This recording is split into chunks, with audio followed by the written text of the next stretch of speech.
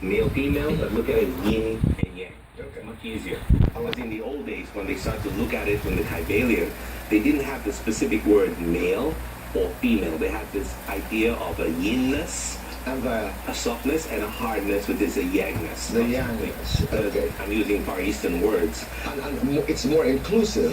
And so it's more inclusive, and it involves a lot of people.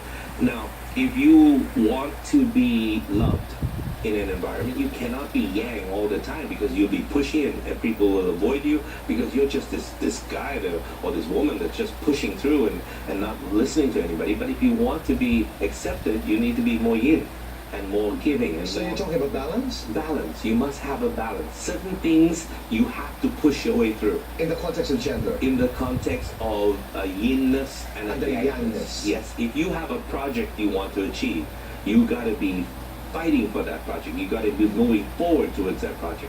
You got to be able to understand, that if there's a barrier, like the karate people do with this whole big slab, and if you use a yang power, then you will push through it as if the barrier never existed. In karate, the principle is very simple.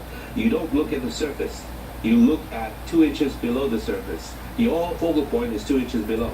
Your hand needs to go 2 inches below. This is just in the way. That's yang.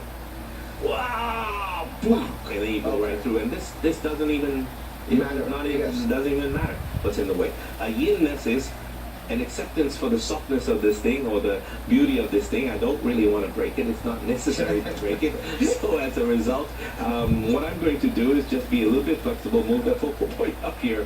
You're a little bit more flexible, and with yang, you're a little bit less flexible. It's a lot of perspective. A lot of perspective change. A lot of perspective. But it's again, belief structures. Yeah. And Henry Ford said, whatever you believe, you are absolutely correct. You believe you can do something, you're correct. If you believe you cannot, you're absolutely correct, and no one can persuade you otherwise. Only you can do this. So again, it's so important who you surround yourself with. That's true.